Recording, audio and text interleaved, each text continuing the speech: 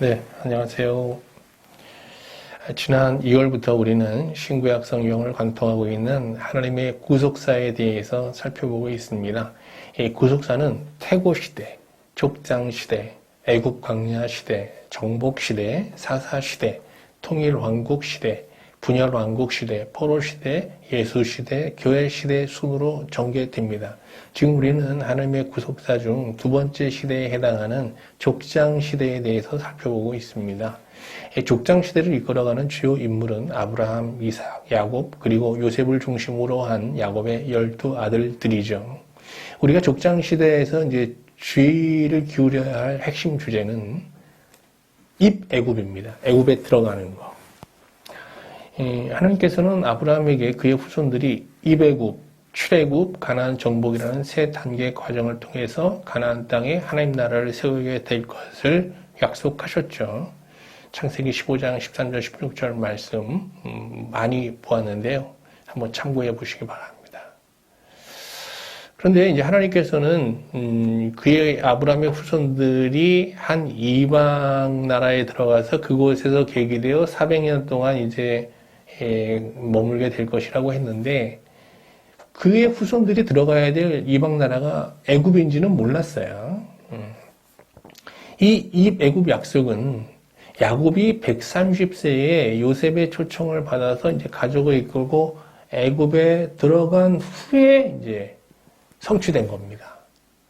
그러나 이 애굽 약속이 야곱이 130대 되어서 이것이 이제 성취될 때까지는 뭐 아브라함도 이삭도 야곱도 뭐 그의 12 아들들 아무도 하나님께서 그의 후손들을 위해 예비하신 이방 땅이 애굽이라는 사실을 몰랐습니다.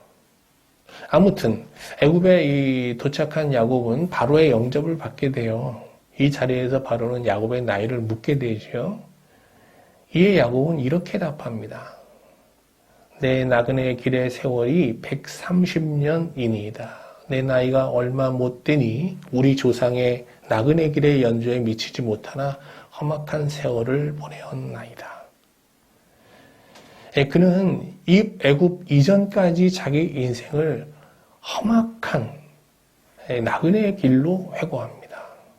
실제로 그는 40세에 이제 부엘세바를 떠나 130세가 되어 애굽에 도착할 때까지 이 90년간 4번의 떠남으로 점철된 정말 험난한 나그네 삶을 살았습니다. 첫 번째는 부엘세바에서 하란으로의 떠남이었고요. 두 번째는 하란에서 세겜으로의 떠남이었고요. 세 번째는 세겜에서 다시 헤브론으로 향한 떠남이었고, 네 번째는 헤브론에서 애굽으로 내려가는 그런 떠남이었습니다. 하나님은 야곱의 이 4번의 떠남을 통해서 아브라함에게 말씀하신 이애굽 약속을 성취하시고 또 야곱을 온전한 자로 이렇게 세우시게 됩니다. 창세기에는 수록되어 있지 않지만 야곱은 바로에게 하나님께서 270년 전 아브라함에게 말씀하신 이애굽 약속이 지금 바로를 통해서 성취되고 있음을 아마 고지했을 거예요. 이에 바로는 이 하나님의 섭리에 놀라면서 야곱을 하나님의 사람으로 인정하고 그의 축복을 구하게 돼요. 이에 야곱은 제사장의 권위로서 바로를 축복하죠. 야곱이 바로에게 축복하고 그 앞에서 나오니라. 뭐 이중인 야곱이 바로는 뭐 거의 신적인 존재인데요. 그를 축복한다. 이게 뭐 쉽게 이해가 안 되죠. 그런데 바로가 야곱을 제사장으로 인정하면서 그의 축복을 구했다는 것은 이 모든 일이 하나님의 섭리에 의해서 이루어진다는 것을 이제 인정했기 때문에 가능한 일인 거죠. 이제부터 저는 여러분과 함께 하나님의 이애굽 약속을 성취한 야곱의 이 4번의 떠남을 차례로 묵상하면서 하나님의 은혜를 나누고자 합니다. 오늘은 야곱의 첫 번째 떠남에 대해서 살펴보도록 하겠습니다. 첫 번째 떠남은 부엘세바, 가나안 땅에 있는 부엘세바에서 하란으로 향하는 떠남입니다. 먼저 야곱이 이 40세의 나이에 아버지 집 브엘세바를 떠나 하란으로 향할 수밖에 없었던 그 상황들을 확인해 보도록 하겠습니다. 아브라함은 이제 생전에 나라에 대한 약속을 받았죠. 아브라함은 일단 하나님의 부름을 받기 전 이 약속을 이삭에게 이제 승계시킵니다. 그런데 이 약속은 이삭의 때에 실현되지 않았어요. 이에 이삭은 임종이 가까워 오자 장자 에서에게 이 나라의 약속을 승계시키려 합니다.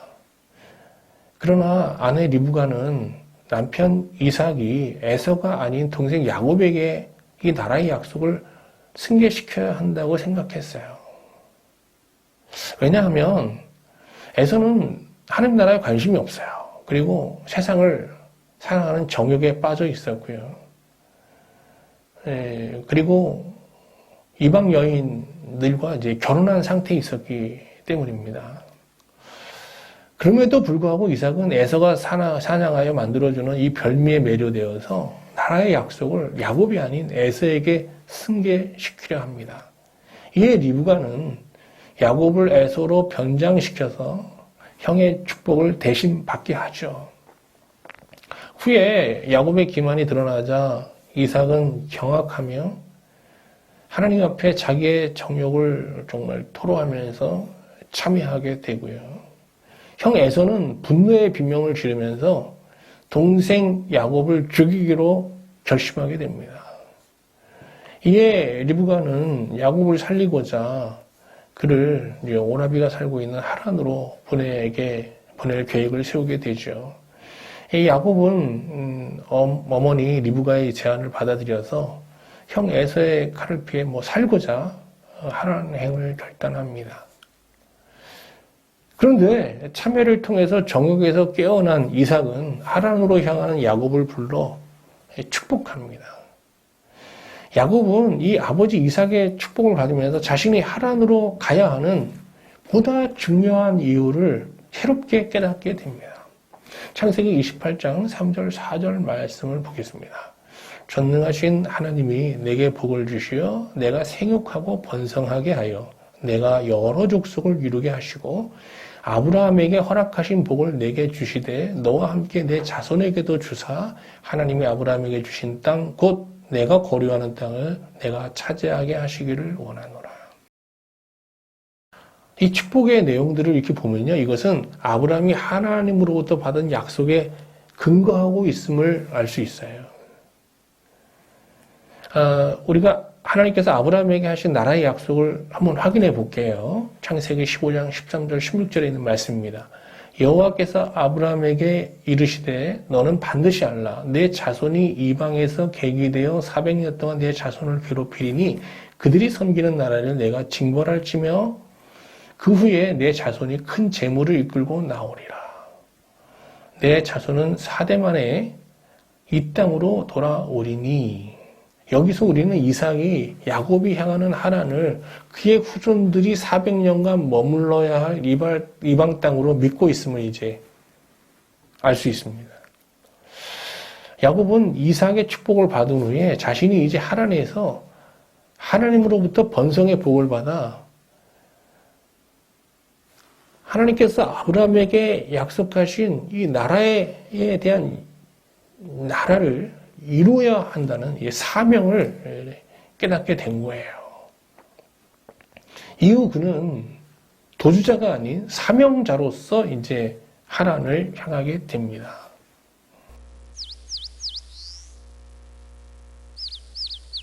하란을 향하는 그 야곱은 졸지에 이제 고독한 방랑자가 되어서 여행 중 지쳐 한 돌 앞에 쓰러지고 맙니다.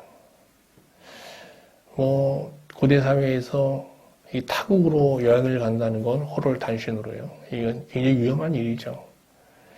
그는 그 큰 돌을 붙잡고 하나님의 도우심을 구하다가 피곤을 이기지 못하고 잠들게 돼요. 그런데 야곱은 꿈에서 그의 운명을 바꾸는 한 환상을 보게 됩니다. 그것은 한 사닥다리가 자신이 처해 있는 비참한 현실과 하나님의 보좌를 연결하고 있는 광경이었습니다.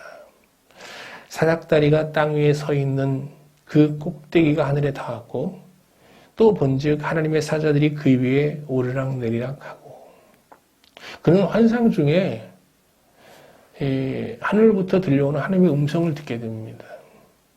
나는 여호와니 너의 조부 아브라함의 하나님이요 이삭의 하나님이라. 내가 누워있는 땅을 내가 너와 내 자손에게 주리니 내 자손이 땅의 티끌같이 되어 내가 서쪽과 동쪽과 북쪽과 남쪽으로 퍼져나갈지며 땅의 모든 족속이 너와 내 자손으로 말미암아 복을 받으리라. 이는 하나님께서 아브라함과 맺은 언약의 근거에 야곱과도 언약을 맺기 원하신다는 언약 제안이에요. 이어 하나님은 야곱에게 보존과 보호를 약속하세요. 내가 너와 함께 있어 내가 어디로 가든지 너를 지키며 너를 이끌어 이 땅으로 돌아오게 할지라. 내가 내게 허락한 것을 다 이루기까지 너를 떠나지 아니하리라. 야곱은 아침에 눈을 뜨자 베개로 삼고 있던 돌을 기둥으로 세우고 그곳의 이름을 베델이라 칭하며 그 돌기둥 위에 자신이 갖고 있던 기름을 붓습니다.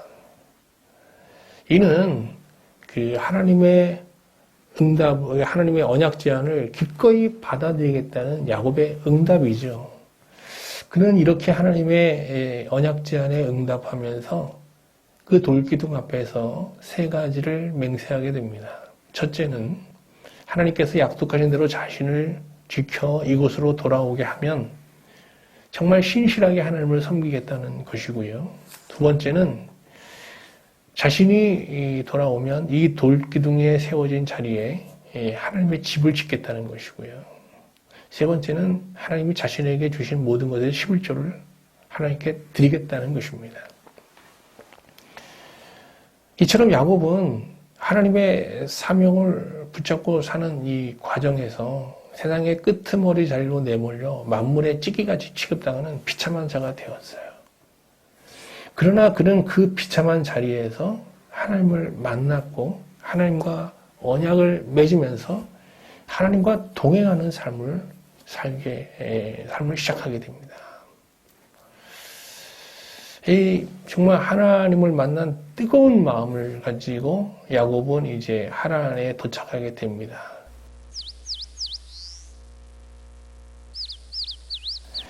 그는 하나님의 도우심 가운데 무사히 외삼촌 라반의 집에 거하게 되는데요.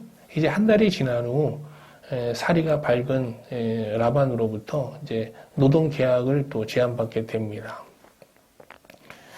근데 이때 그 야곱은 이 라반의 둘째 딸 이 라헬에게 완전히 매료되어 있었어요. 라반에게는 두 딸이 있었는데 언니 레아는 이제 시력이 약하고 좀 외모가 떨어졌고요. 동생은 라헬은 정말 곱고 아리따웠어요. 야곱은 야의 이 미모에 반하여서 그녀를 얻기 위해서 라반에게 7년의 노동을 무상으로 무보수로 하겠다는 제안을 합니다. 이는 딸을 재산의 일부로 평가하는 고대 중동의 어떤 관습에 따른 것입니다. 그런데 신앙적으로 볼 때 야곱이 라헬을 얻기 위해 7년의 노동 제한을 한 것은 안목의 정욕에 빠져서 사명을 망각한 이게 정말 불신앙의 처사인 것입니다. 이후 야곱은 이 7년간 사명을 망각하고 라헬을 얻기 위해 그냥 부단히 일합니다. 결국 7년이 지나자 라반은 이 혼인잔치를 이제 벌입니다. 그런데 라반은 이 처야의 신방에 라헬 대신 레아를 들여보냈습니다.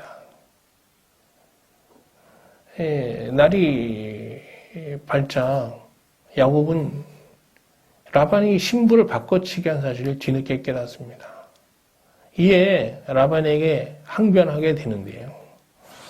라반은 항상 동생보다 언니를 먼저 시집 보낸다는 이 관습법을 앞세워서 구차한 변명을 합니다. 그리고 7일 후 레아와 함께 라헬도 그의 아내로 주겠다고 하면서 또 7년의 노동을 요구하죠. 그런데 야곱은 이러한 부당한 그 라반의 제안에 더 이상 항변하지 못해요. 그것은 그가 정말 라반처럼 그 아버지를 속여 형의 그 축복권을 가로챈 전력을 갖고 있었기 때문입니다. 아무튼 야곱은 라헬을 합법적 아내로 맡기 위해서 또 7년을 라반 밑에서 일하게 되죠. 이처럼 사명에 불타는 마음으로 하란에 도착한 야곱은 라헬의 미모에 빠져서 사명을 망각하고 무려 14년이라는 이 긴 시간 동안 정욕의 눈멀어 라반에게 속아 사는 그런 수치스러운 시간들을 보내게 됩니다. 그런데 하나님은 야곱이 정욕의 눈멀어 라반에게 속고 사는 이 14년의 이 불신앙의 이 시간 속에서 약속의 성취를 위해 쉬지 않고 일하고 계셨습니다. 그 결과 야곱은 레아와 라헬을 통해서 장차 이스라엘 12지파의 조상이 될 12아들을 얻게 되었고요. 뿐만 아니라 하나님의 복을 받아서 라반의 속임에도 불구하고 경제적 부유함까지 얻게 되었습니다. 그렇습니다. 하나님께서 신자에게 하신 약속은 인간의 어떤 조건이나 상태 또 죄성을 초월하여 결국 성취하게 됩니다. 내가 시초부터 종말을 알리며 아직 이루지 아니한 이를 옛적부터 보이고 이르기를 나의 뜻이 설 것이니 내가 나의 모든 기뻐하는 것을 이루리라 하였노라.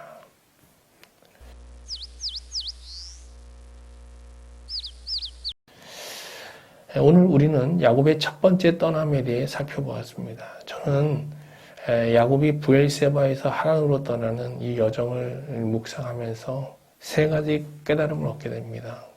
첫 번째 깨달음은 신앙이란 정말 이게 믿음이란 떠남인데 이 떠남에 있어서 존재의 떠남이 전제되지 않은 물리적 떠남은 무의미하다는 것입니다. 그럼 존재의 떠남이라는 게 무엇입니까? 그것은 세상을 살아가는 정욕을 십자가에 못 박고 하나님의 약속하신 하나님 나라를 본향으로 삼고 그 나라를 소망하며 사는 것입니다. 그리스도 예수의 사람들은 육체와 함께 그 정욕과 탐심을 십자가에 못 박았느니라. 야곱은 브엘세바에 있을 때 아버지 이삭과 형 에서의 정욕에 반기를 들고 항거했어요. 그리고 사명을 붙잡고 하란에 도착했습니다. 그러나 야곱은 아리따운 라헬을 보고 안목의 정욕에 눈멀어서 하란에서 10년이라는 시간을 허비하며 불신앙의 삶을 살게 되지 않습니까?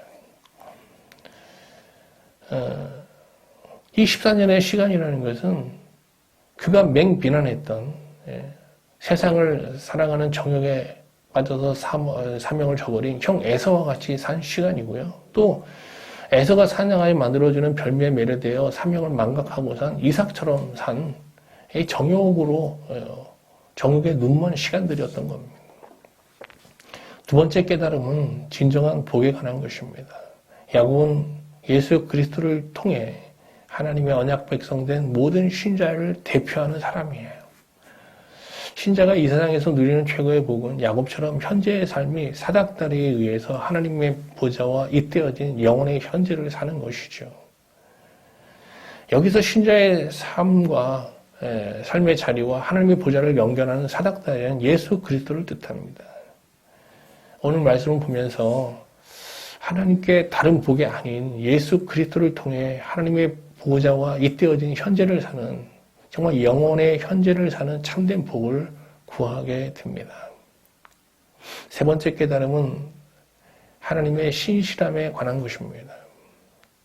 하나님은 신자의 속임과 무지와 정욕에도 불구하고 그의 뜻을 포기하지 아니하시며 결국 그의 뜻을 이루어 가십니다. 저는 야곱과 같이 속임과 무지와 정욕으로 얼룩진 그런 신앙생활을 해왔어요. 근데 지금 저는 하나님을 올바로 섬길 수 있는 믿음의 자리에 서 있습니다. 속임과 무지와 정욕으로 얼룩진 신앙으로 하나님을 섬겨온 제가 어떻게 믿음의 자리에 이르게 되었는지 설명할 수가 없습니다. 그런데 오늘 말씀을 보며 이 모든 것이 한없는 하나님의 신실하신 은혜로 된 것임을 깨닫게 됩니다. 아무튼 여러분, 야곱의 이 브엘사바에서 하란으로 떠나는 이 첫 번째 떠남을 개인적으로 깊이 묵상하시는 가운데 지금 현재 여러분이 처한 자리에 하나님께서 여러분에게 바라시는 그 궁극적인 뜻들, 또 하나님의 지금 우리를 위해서 일하시는 그 열심을 바라보시면서 하나님과 더 깊이 연합되는 영적 진보가 있기를 주님의 이름으로 축원드립니다. 감사합니다.